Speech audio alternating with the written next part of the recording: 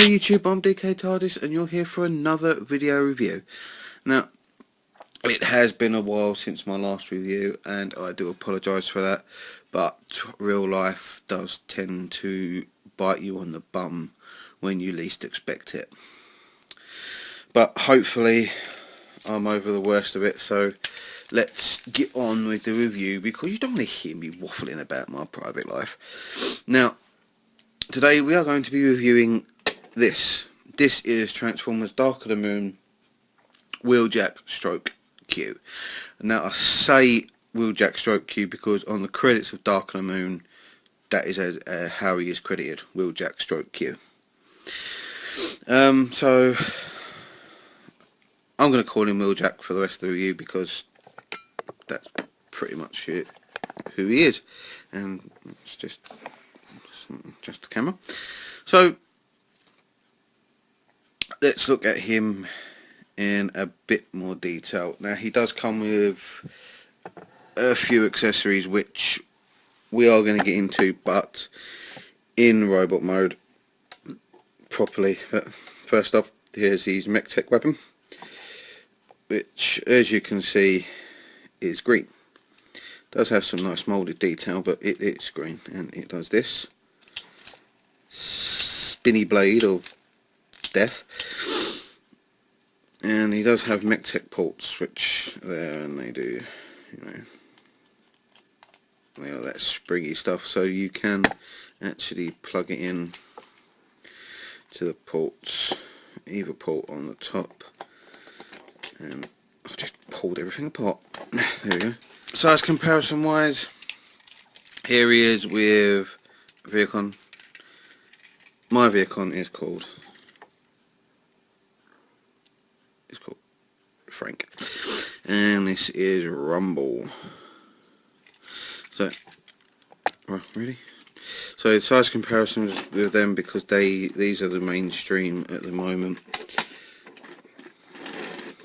It is, as you can see, he does scale pretty well with them. I don't have any more Dark of the Moon figures with me. Mercedes E550 mode. A very nice shade of blue. It actually looks more royal blue on camera than it does in hand. In hand it's more like a navy blue, but it is a very nice blue. Now let's have a look at the front there. As you can see, you can actually see the lights on the inside. There's the grille there. That's some nice detailing. Sadly, the Mercedes-Benz logo on the front is just a silver blob. Oh no, what can you do? As you turn it around, you can see the Mercedes-Benz logo on the rims, and painted silver on the tyres, and you can see the brake pads in there, which could have been painted as well. I might touch it up with a little bit of paint, I don't know. Same that one, and the door handles are painted very nicely. Now the windows are a really dark blue clear plastic, so you can just about see what's on the inside. Nothing too major. Now, on the back here, straight from when you notice it on the back, you can see that there is stress marks there and there. Now that was like that when I got it out of the packaging, so that is a quality control issue. And of course the exhausts are painted silver, if you can zoom in, and the exhausts are painted silver, but they've not been painted properly, so it's almost as if it was an afterthought, and the paint is just a bit shit, and you've got some red scuffs there. So that is just a quality control issue that, you know, really should not happen. And you got like the flaky, glittery plastic here, and nothing here. Normal blue. So I'm not sure why that is, but you know, beggars can't be choosers. Just turn the inside, you can As you turn it around that way, you can clearly see that this makes up the robot. Robot arms, chest, folded up legs. So that, not a major issue, because you're not going to turn it, display it like that, are you? Well, if you are, the vehicle, it'll be like that. Right. There is not much more I can say about the vehicle. As I say, very nice colour blue. Doesn't like to stay together too well though.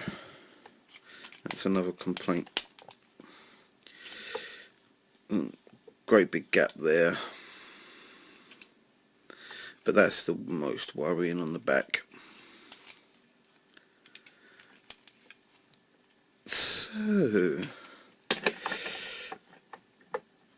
all that being said, let's get this bad boy transformed.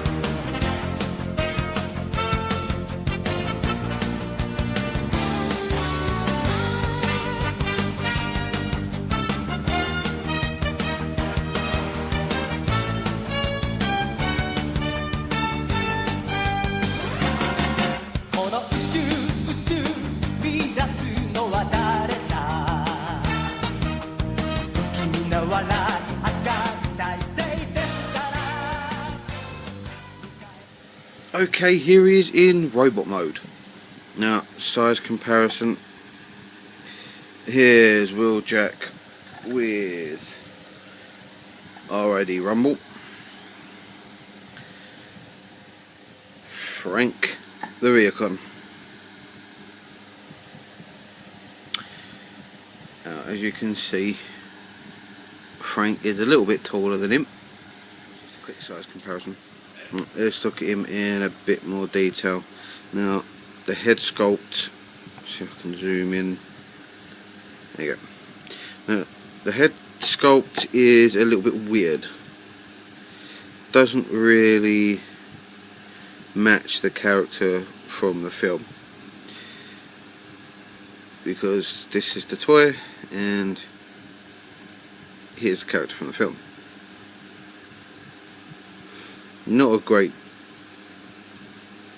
likeness, but you can tell it's him.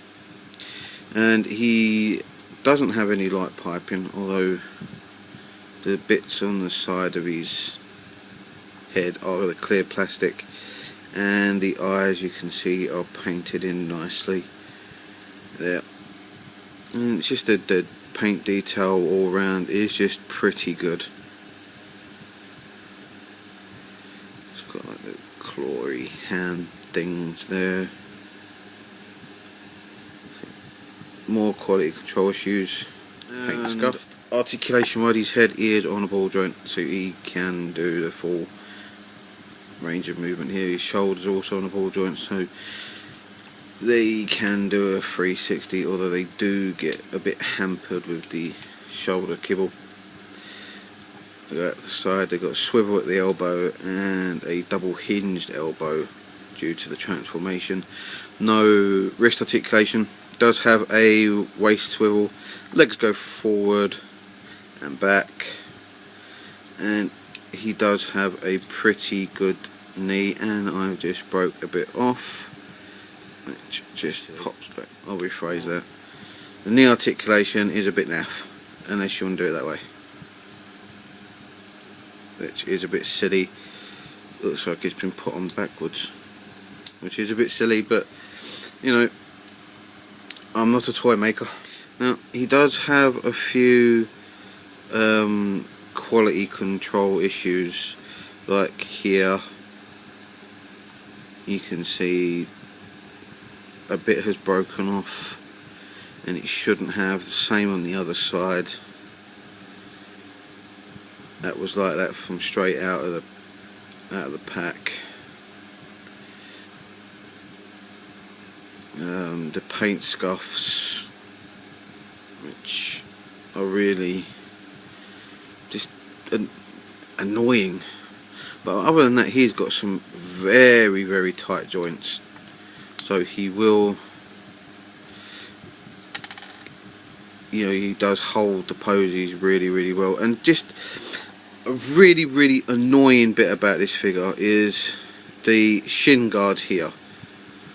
Now, if you're not careful, you will pop them off like that, and I don't know why it keeps coming off. So just be careful when you're moving the legs not to push too hard on them, otherwise they will pop off like it just does. He does come with a few accessories, which, you know, you saw the MechTech weapon. You saw the MechTech weapon in car mode. He can hold that in his hand. You've already seen his MechTech weapon now. Now, all of his weapons are moulded in this really dingy grey, green grey. This dingy green plastic, which really is just a bit rubbish. And he comes with a drill, or it looks like a drill, and looks to be like a nail gun come blaster thingy. Now these do fit in his hands really nicely.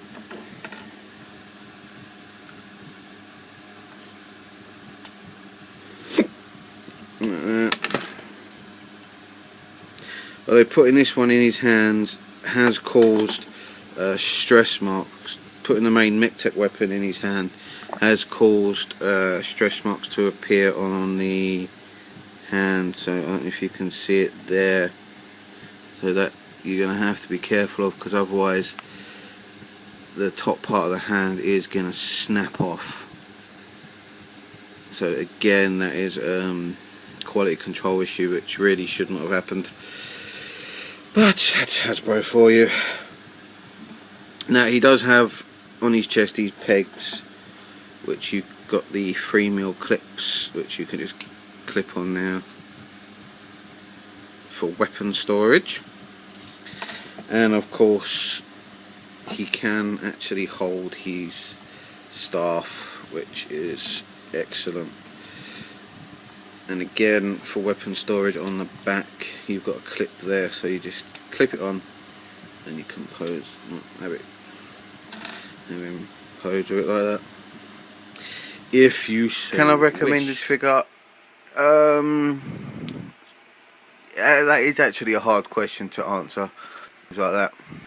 Apart from the QC issues, it is a good figure.